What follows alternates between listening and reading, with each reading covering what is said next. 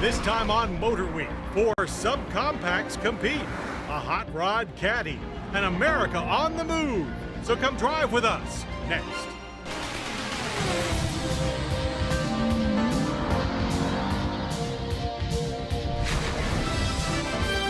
Motor Week, television's original automotive magazine.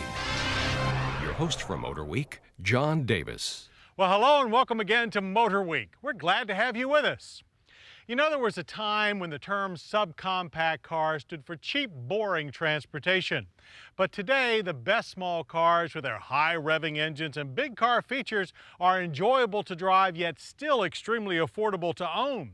And this week, we compare 4 of these impressive entry-level models, all with a base price of under $13,000. So, which one is the best one for your wallet?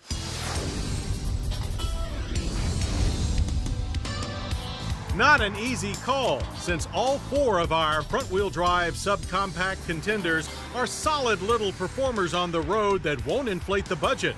First in line, the just introduced 2004 Suzuki Forenza. Built in Korea by Daewoo, Forenza is the latest addition to American Suzuki's fast-growing lineup of family cars, slotted just below the sportier Aereo. Crisp lines make up the European-penned Pininfarina-styled 4-door sedan with a large 6-side window greenhouse providing excellent visibility. Forenza's power comes from a 2-liter twin-cam 16-valve 4-cylinder engine. It makes 119 horsepower and 126 pound-feet of torque, the most in our test. A 5-speed manual transmission is standard. Mated to the optional 4-speed automatic, our Forenza hits 60 in a reasonable for its class 10.7 seconds. But we would describe overall performance as peppy. Handling is quite nimble, and even with typical front drive understeer, the Forenza is fun to kick around the cones. The standard 15-inch all-season tires grip well. The interior is very roomy. At 107.5 cubic feet, it is the largest in our test, and it has a long list of standard features. All models S, LX, and our EX include air, power locks and windows, a cassette CD player, and radio controls on the steering wheel. Our EX even has leather upholstery. A split-fold rear bench seat is standard, while trunk space offers up a big 12.4 cubic feet. But as the largest car in our group, it was also the thirstiest. Expect 26 miles per gallon in daily driving. Forenza base prices begin at $12,999 for the S and reach to $15,499 for the EX, the highest of our group. Next up, the 2004 Toyota Echo. Restyled last year, Echo was Toyota's attempt to woo young buyers before Scion came along. Echo put Toyota's top quality image on a trendy and usable shape. Riding on a 93.3-inch wheelbase, the Echo is the shortest of our lot, but with lots of glass, it looks taller than the others.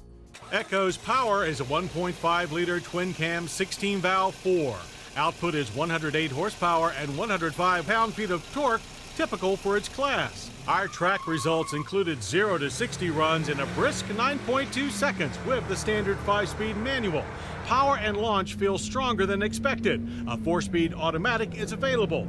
Handling is secure, if not stellar, but Echo's soft suspension with 14 or 15-inch wheels did the best job of ironing out road bumps and ruts. And though small on the outside, the Echo's interior will surprise you. It feels roomy and chic with a high driver's seat and European flavor dash. The base Echo is, however, lightly equipped, and even power steering, air conditioning, and a CD have to be added. A split folding rear seat is also optional, but a 13.6 cubic foot trunk is standard and our test's biggest. Echo easily wins this foursomes fight in fuel economy. Our test results were an impressive 38 miles per gallon for the manual. Offered in 2- and 4-door models, Echo starts at a low $10,760, but will rise to around $12,000 once you add a few necessary options. Our next candidate, the 2004 Chevrolet Aveo, is the first of a new generation of small cars for GM's domestic brands, and like the Suzuki Forenza, is made by Daewoo. This spunky and budget-friendly import comes as a 4-door sedan or our 5-door hatchback, and owes its simple but most attractive appearance to a towel design. Only slightly larger than the Echo, Aveo's 97.6-inch wheelbase doesn't compress its appeal.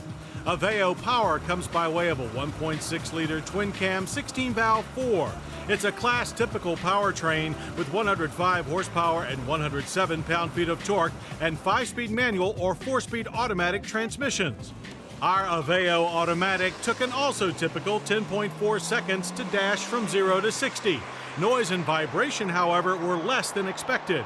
Even with 14-inch tires, handling on the track proved a bit gritty. But on the road, the Aveo was a joy. Soft springs provided exceptional ride quality and a surprisingly quiet drive. Inside, the 5-passenger interior is uncluttered and European efficient. Much like the Echo, the Aveo offers lots of headroom and a comfortable driver's helm. A special value model includes power steering but lacks air conditioning. Base trim adds air, while the top LS has power locks windows and a CD MP3 stereo. In the rear, the standard 60/40 split folding seat expands the small 7.1 cubic foot cargo floor to a wagon-like 42 cubic feet. Fuel economy is reasonable. We managed a good 30 on a mixed driving loop. As to value, the Aveo hatchback and sedan start at $9,995 for the special value model and top out at a reasonable $12,585 for a well-equipped LS. Our last subcompact contender is the now familiar Hyundai Accent.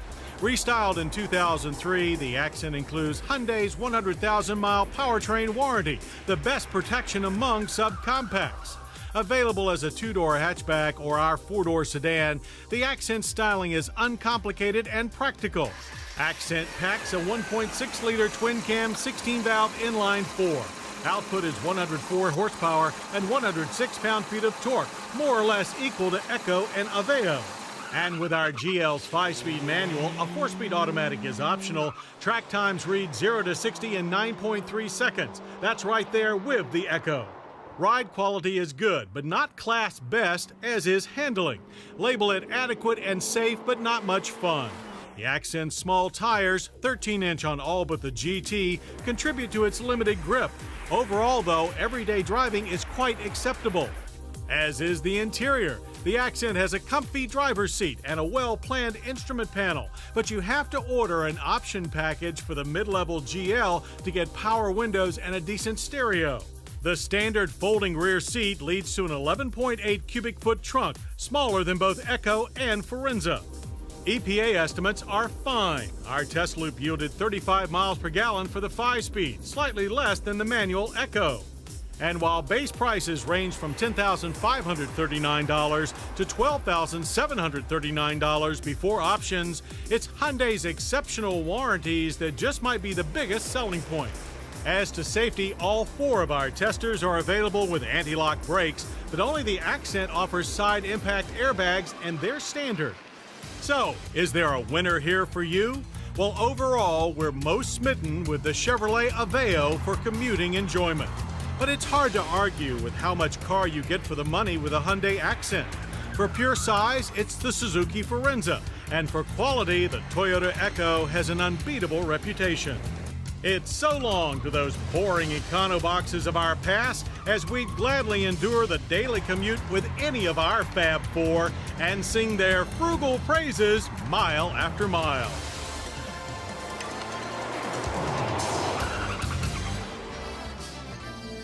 Coming up, America on the Move.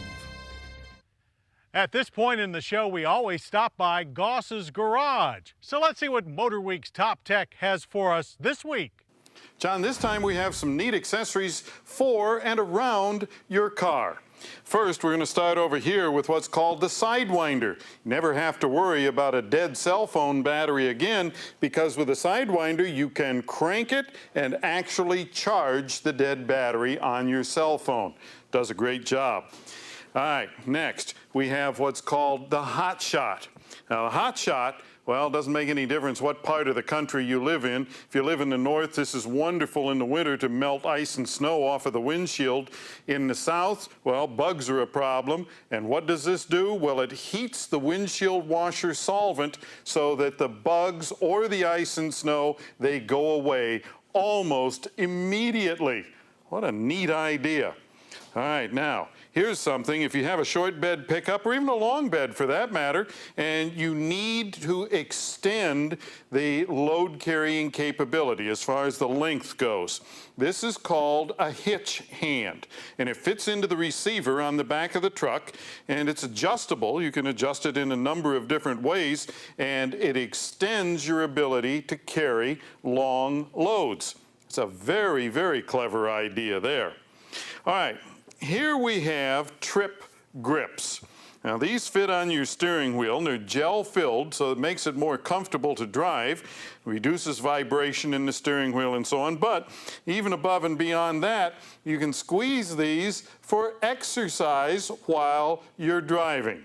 How about that? Well, here's something.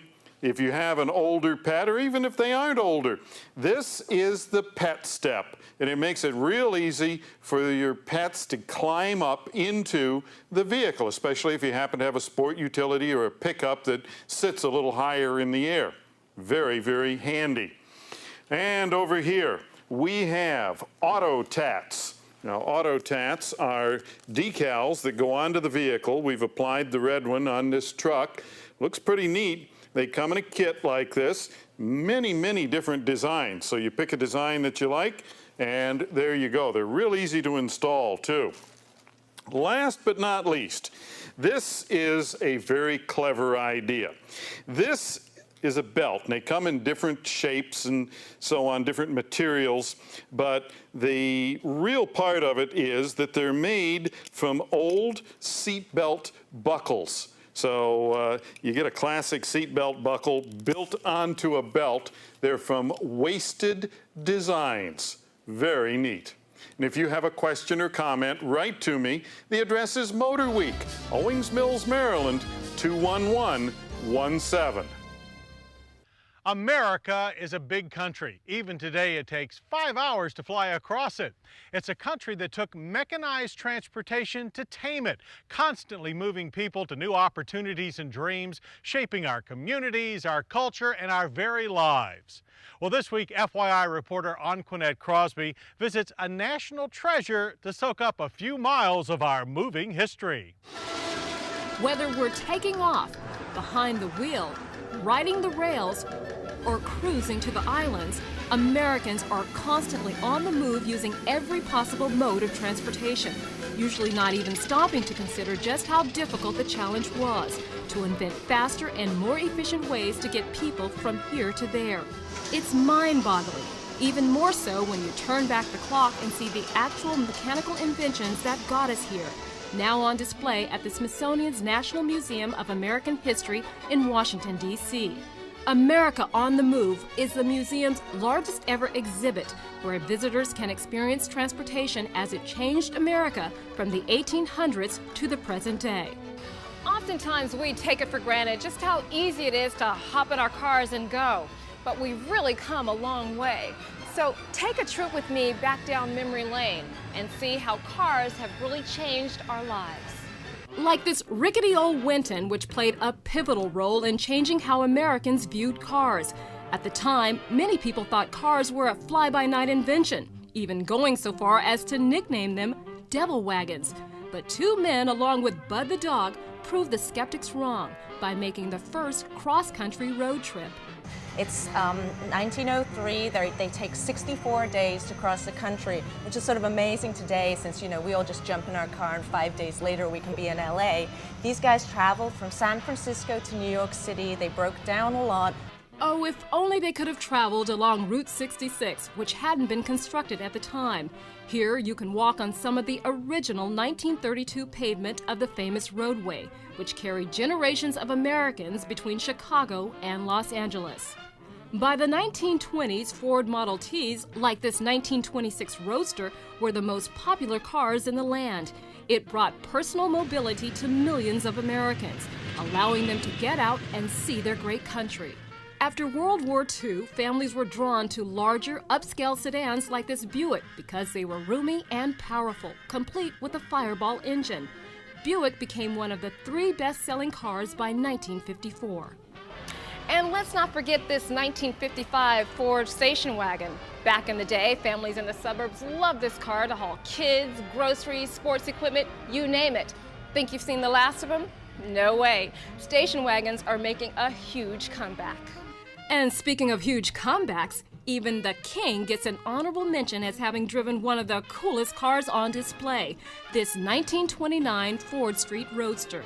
It was made by a man called John Athen, and it was actually used in an Elvis movie in the 50s. So we're really lucky to have it because it's such a great example of a late 40s, early 50s hot rod that hasn't been changed too much. One of the things about people who make hot rods is they like to change them. And we really wanted a historic one to put on this setting that's Portland in 1950, giving you a sense of the road and traffic in the suburbs after World War II. And by the 1970s, traffic was a huge national problem. That's why the California Highway Patrol began using motorcycles, like this 1976 Kawasaki, which helped officers maneuver through traffic more easily. But this is just a small glimpse of what you'll find in this enormous and entertaining exhibit of our cultural mobility. And America on the Move reminds us that transportation continues to shape our lives and our land, with a never-ending quest to find new ways to explore America and beyond. Course toward the International Space Station. You know, every time I pick up our new car keyring, it gets a little bit heavier. Let's see what's been added to it this week.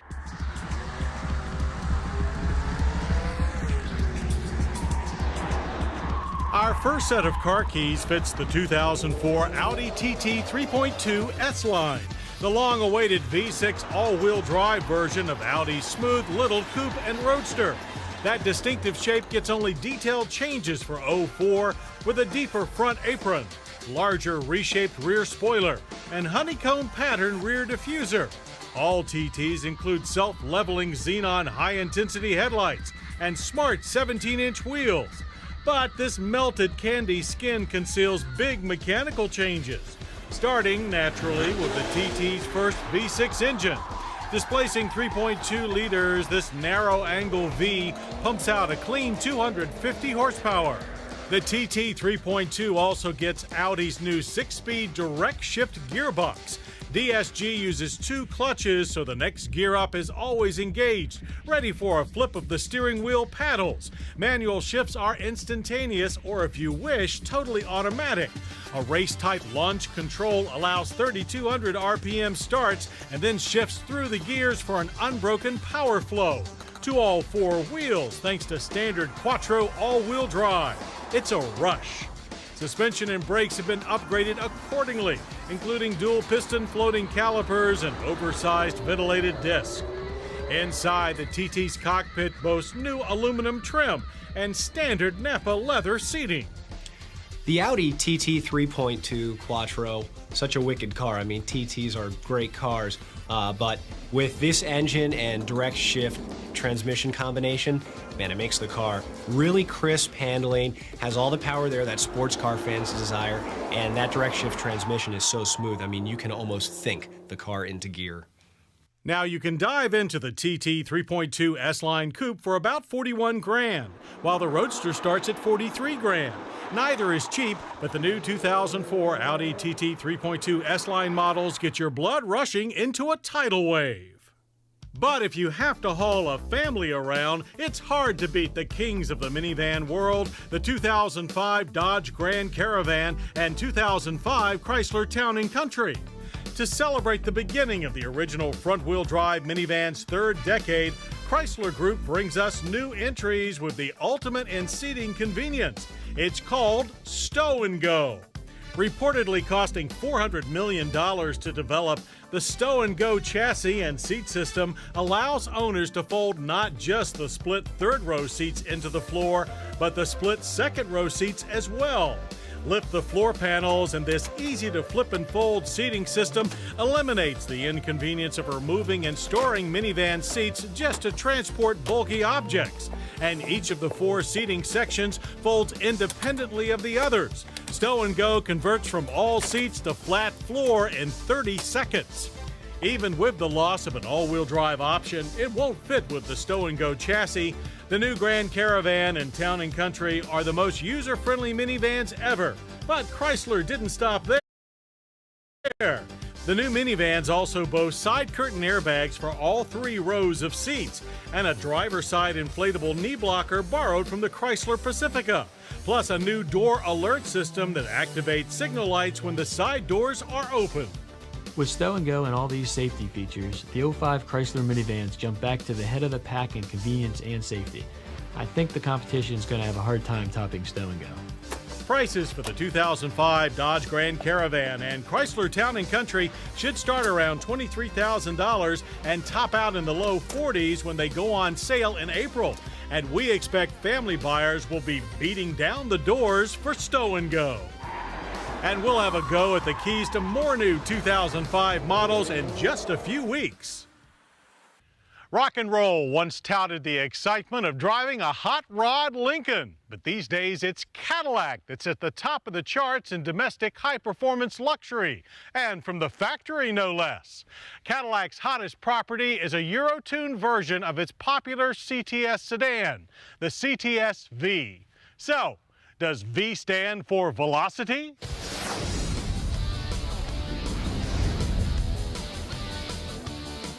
Actually, V stands for ferocious. No longer content to be just a domestic luxury brand, the ambitious 2004 CTS V is yet another exciting Cadillac with a racier image and global appeal. And we mean really racing, with a full factory effort underway in the very competitive Speed World Challenge Series. The Speed Series requires stock vehicles, and that spurred Caddy's performance division to produce the 2004 CTS V. From first look, this is certainly not your standard CTS. The front end wears a stainless steel wire mesh grille and deep, aggressive front fascia with larger air inlet. The profile speaks with ground effects rocker panels that sweep back towards the rear wheels, while out back, the fascia is dropped as well with sharp character lines and stainless dual exhaust. The hunkered down look is completed by 18-inch painted alloys wearing Goodyear 245/45 run-flat tires. But this CTS is no styling exercise. The 7-spoke 6-bolt wheels barely hide the big Brembo disc brakes with 4-piston calipers all around. You'll need them to slow the momentum provided by a 5.7-liter LS6 V8 from the Chevrolet Corvette Z06. That means 400 horsepower, 82 more than the V6 CTS, and 395 pound-feet of torque. Talk about a hot rod Cadillac. But what's the Z06 engine without a 6-speed Tremec manual transmission with the same guts as the Vet's transaxle, which when rode through the gears takes the V to 60 in only 5.3 seconds, and through the quarter mile in 13.7 seconds at 108 miles per hour. That's edging into Porsche territory. The shift linkage isn't as refined as in the Corvette, with mental effort required to go smoothly from 4th to 5th. It's no slap and go, but there is generous power all along the rev band, so few shifts are needed. And we love the V8's heavy rumble as the drivetrain catapults the CTS V out of corners. With larger monotube shocks, stiffer springs, heavy-duty front and rear cradles, retuned steering, and front shock tower brace, the Nimble V delivers a great balance and a solid, predictable feel. It's much tighter than the standard CTS, which was already impressive. There is notable understeer at track speeds, along with the abundant body roll of an early 90s BMW 7 Series. Still, along with gobs of power, a StabiliTrak chassis control system diffuses most dramas with 4 stability settings, including one for competition mode. The huge Brembo brakes deliver short, stable stops of only 123 feet from 60, but a soft, low-feel pedal, along with a fairly soft suspension, gives the V a character that still shines brightest, as it should, on the street. Indeed, the CTS V is a formidable road warrior with acceleration that will shock any stoplight bandit and a nitrous-breathing import, and yet still delivers a refined ride that soaks up rough pavement like a Cadillac should, but will never leave a corner unturned. We love driving this car anywhere, anytime. And delivers plenty of Cadillac luxury as well, if that too in more of an international style. Compared to the standard CTS, the V's cabin has a sportier atmosphere courtesy of new metallic accents, aircraft-style white-on-black gauges, and grippy suede leather inserts on the seats. Of course, you do pay for all that. The base price of the CTS-V is $49,995. That's 19 grand more than a standard CTS, but about $30,000 less than true Euro tuners like the Mercedes-Benz E55 AMG. Now, we know the 2004 CTS-V isn't quite an E55, but it is an exceptional first effort from Cadillac's performance division and gives domestic luxury fans a genuine muscle machine that can hold its head up alongside the world's top quality sports sedans, delivering style, sensuality, and speed, pardon us, velocity, in a way that is oh so uniquely Cadillac. Well, I hope you'll join us next week for more Motor Week. We'll test the groundbreaking Enzo Ferrari, plus the fuller full-size Toyota Tundra Double Cab. We'll travel to Japan for a look at the history of Honda. And Pat Goss shows us cool new tools for techs. We'll also see if a used Lexus RX 300 makes a smart buy. All that plus another long-term road test update. I'm John Davis. We'll see you then.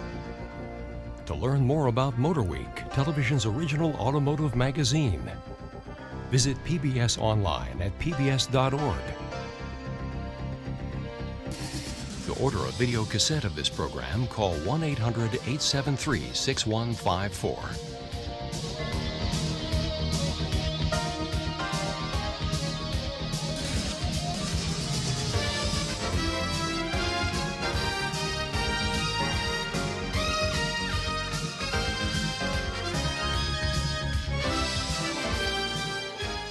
This program was produced by Maryland Public Television, which is solely responsible for its content.